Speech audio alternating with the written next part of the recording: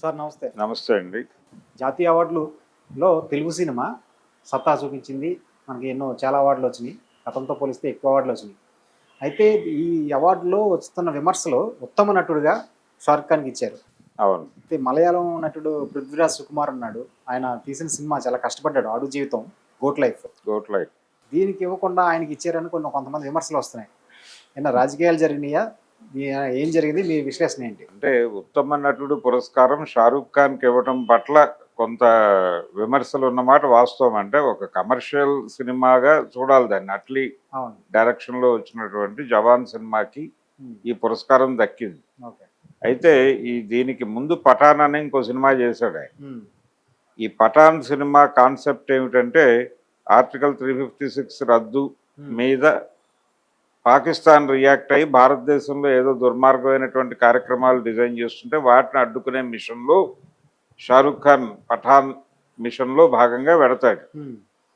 ఆ సినిమా మీద అప్పట్లో విమర్శలు వచ్చినాయి. విమర్శలు అంటే ఇది కూడా ఒక ప్రాపగాండా సినిమానే, షారూక్ ఖాన్ లాంటి వాడు కూడా సరెండర్ అయ్యాడు అనేటువంటి ఒక అభిప్రాయం దొర్లింది. ఇప్పుడు ఆయన నటించినటువంటి పఠాన్ తర్వాత నటించినటువంటి 'జవాన్' సినిమా అట్లీ డైరెక్షన్లో వచ్చిన సినిమా.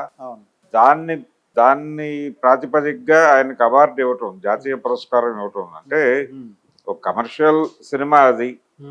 తను ఆడియన్స్ని ఎమోషనలైజ్ చేశాడు, ఎంటర్టైన్ చేశాడు, అతని బాధ్యత అతను నిర్వహించాడు. దానిలో భేదాభిప్రాయాలు ఏం లేవు. గతంలో నేషనల్ అవార్డ్స్ ఎలా ఉండేవంటే పెర్ఫార్మెన్స్ ఓరియంటెడ్ క్యారెక్టర్స్కే వెళ్ళేవి. అందుకని మనకి నజీరుద్దీన్ షాలు, ఓం పురుగులు వీళ్ళే కనిపించేవాళ్ళు అక్కడ. లేకపోతే ఆ కేరళ ఆర్టిస్ట్ గోపి వీళ్ళే కనిపించేవాళ్ళు. మెజారిటీ వీళ్ళకే వెళ్ళేది. ఎప్పుడైనా శ్యామ్ బెనగల్ లాంటి వాడితో జతకట్టిన సందర్భాల్లో శశి కపూర్ లాంటి వాడికి అవార్డులు వచ్చిన సందర్భాలు కూడా ఉన్నాయి, కానీ తక్కువ. మెయిన్ స్ట్రీమ్ హీరోలుగా ఇప్పుడు చాలా పెద్ద పెద్ద విజయాలు సాధించినటువంటి కమర్షియల్ సినిమాల్లో నటించిన హీరోలు ఉన్నారు. జాతీయ పురస్కారాల విషయంలో వాళ్ళకి ఇబ్బంది జరుగుతోందని చెప్పి వాళ్ళు కావాలని ఆ తరహా సినిమాల్లో కూడా నటించేవాళ్ళు ఒక అవార్డు కోసం. కొంతమంది నిర్మాతలు ఈ అవార్డులు రావాలి మన సంస్థకి అనే ఉద్దేశంతో ప్రత్యేకించి ఆ డైరెక్టర్లను తీసుకొచ్చి చేయించుకునేవాళ్ళు. ఒక దశలో ఈ అవార్డుల మీద కేరళ, బెంగాల్ ఇన్ఫ్లుయెన్స్ విపరీతంగా ఉండేది. అంటే జాతీయ పురస్కారం పొందాలి అంటే ఎవరైనా తెలుగు వాళ్ళు పుడితే బెంగాల్లో పుట్టాలి, లేదంటే కేరళలో పుట్టాలి అనుకునేవాళ్ళు. అటువంటి పరిస్థితి నుంచి ఇప్పుడు బెంగాల్ సినిమాలు లేవు. బెంగాలీ సినిమాలు అవి గతంలో అంటే సత్యజిత్ రే, మృణాల్ సేన్ రోజుల్లో, ఋత్విక్ ఘటక్ రోజుల్లో అవి చూపించిన ప్రభావం అయిపోయింది. ఇప్పుడు బెంగాలీ సినిమా పరిస్థితి ఏంటంటే తెలుగు కమర్షియల్ సినిమాలు వాళ్ళు రీమేక్లు చేస్తున్నారు. అక్కడ మన దూకుడు ఇలాంటి సినిమాలన్నీ రీమేక్లు అవుతున్నాయి. ఇలాంటి పరిస్థితుల్లో ఆ ఇండస్ట్రీ ఉండగా కేరళ ఇండస్ట్రీ, మలయాళ పరిశ్రమ ఇంకా బాగానే ఉంది. కానీ మలయాళ సినిమాకి ఈసారి తగినంత ప్రాతినిధ్యం దొరకలేదు. మీరన్నట్టుగా గోట్ లైఫ్ సినిమాకి కంపారిటివ్గా 'జవాన్' సినిమాలో షారూక్ ఖాన్ పెర్ఫార్మెన్స్ తో పోలిస్తే ఇతను చేసింది నిస్సందేహంగా బెటర్ పెర్ఫార్మెన్స్. కాబట్టి 'పృథ్వీరాజ్'కి ఇస్తే బాగుండేది, కానీ ఇవ్వలేదు. ఇవ్వకపోవడానికి మేబీ అతను చేసినటువంటి తర్వాత సినిమా ఉంది, అతని డైరెక్షన్లో వచ్చినటువంటి సినిమా, అది మోహన్ లాల్తో చేసినటువంటి సినిమా. తెలుగులో గాడ్ ఫాదర్ పేరుతో రీమేక్ అయింది కదా, లూసిఫర్ 2 చూసాం మనం. లూసిఫర్ 2 పృథ్వీరాజ్ డైరెక్ట్ చేసినటువంటి సినిమా. దానిలో ఆయన కేంద్రంలో అధికారంలో ఉన్నటువంటి ఎన్డీఏ ప్రభుత్వ భావజాలానికి విరుద్ధమైనటువంటి అభిప్రాయాలతో ఆ సినిమా తీశాడు. అది దాని మీద చాలా క్రిటిసిజం వచ్చింది. ఎంత ధైర్యంగా చెప్పాడు, అసలు సెన్సార్ వాళ్ళు ఎలా ఆమోదించారు దీన్ని అనే చర్చ కూడా జరిగింది. బహుశా ఇవన్నీ మనసులో పెట్టుకుని ఆయన సినిమా పట్టించుకోలేదా అనేది ఒక కోణం. రెండోది, కేరళ స్టోరీకి పురస్కారం దక్కింది. కేరళ స్టోరీ అనేది ప్రాపగాండా సినిమా.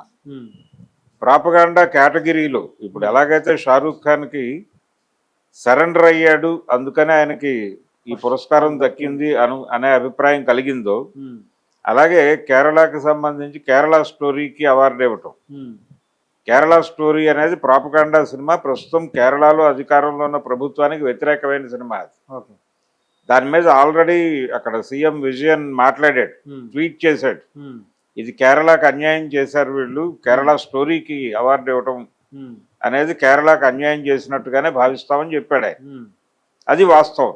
ఉమ్, అలా అంటే ప్రతి చోట కూడా వీళ్ళు మనకు అనుకూలంగా ఉన్నారా, మన వాళ్ళైతే ఆ, మన వాళ్ళకే అవార్డులు అన్న పద్ధతిలో నడిచింది. అలాగే ఇదే కోణంలో తెలుగు సినిమాలకు వచ్చినటువంటి అవార్డుల్ని చూస్తే ఉమ్, ఎన్డీఏతో ఉంది ఇప్పుడు తెలుగుదేశం పార్టీ.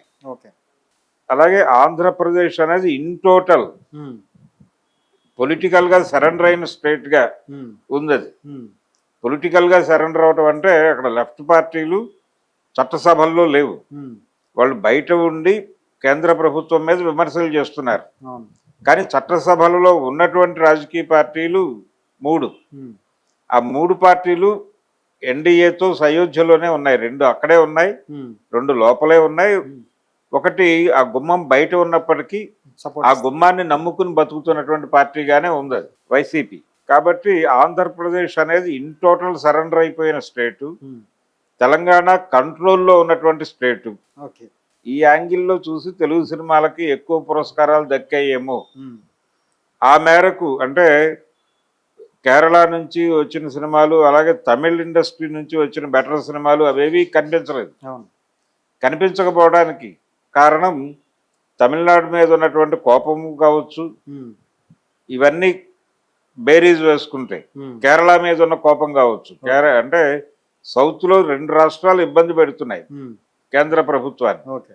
ఆ 2 రాష్ట్రాల్లో ఒకటి తమిళనాడు, 2 కేరళ. ఓ, ఆ రెండింటిని ఎలా కంట్రోల్లోకి తీసుకోవాలి, ఎలా తన కాంపౌండ్లోకి తెచ్చుకోవాలి అనే ప్రయత్నం పొలిటికల్గా జరుగుతోంది. ఉమ్, ఇందులో భాగంగానే వీళ్ళు ఈసారి జాతీయ పురస్కారాల్లో మనవాళ్ళు అనుకున్న వాళ్ళకి ఉమ్, వాళ్ళకి కంచాల్లోనూ కాని వాళ్ళకి ఆకుల్లోనూ అనేది ఏదో సామెత ఉంది మనకి, అవును. అలా జరిగింది. ఉమ్, అలా కేరళకు కూడా మేము ఎక్నాలెడ్జ్ చేసాము అన్న పద్ధతిలో కేరళ స్టోరీకి అవార్డు ఇచ్చారు. ఉమ్, కేరళ స్టోరీకి అవార్డు ఇవ్వటం అనేది కేరళను అవమానించటం అనే విషయం ఉమ్, విజయన్ గొడవ. ఉమ్, సిపిఎం నాయకుడు అవును. ఆయన ట్వీట్ చేశాడు, సోషల్ మీడియాలో సర్క్యులేట్ అవుతోంది అది. ఉమ్, కాబట్టి ఇందులో భాగంగానే గోట్ లైఫ్ అనే సినిమాకి ఉమ్, ఉత్తమ నటుడి పురస్కారం దక్కి ఉండకపోవడానికి కారణం ఆయన తను తీసినటువంటి లూసిఫర్ పార్ట్ 2లో వ్యక్తం చేసినటువంటి రాజకీయ అభిప్రాయాలు ఉమ్, వాళ్ళని గాయపరిచి ఉండొచ్చు. ఆ గాయంలో నుంచి ఇతని సినిమాలను పట్టించుకోవద్దు అని నిర్ణయం తీసుకుని ఉమ్, వాంటెడ్గానే దూరం పెట్టినట్టుగా కనిపిస్తోంది. ఓకే. అందుకని అంటే షారూఖ్ ఖాన్కి కూడా పఠాన్ లేకపోతే జవాన్కి అవార్డు వచ్చేది కాదేమో. ఉమ్, పఠాన్లో ఆయన ప్రదర్శించినటువంటి విధేయత నచ్చి ఉమ్, జవాన్కి అవార్డు జాతీయ పురస్కారం ఇచ్చారేమో అని అనుకుంటున్నాను నేను.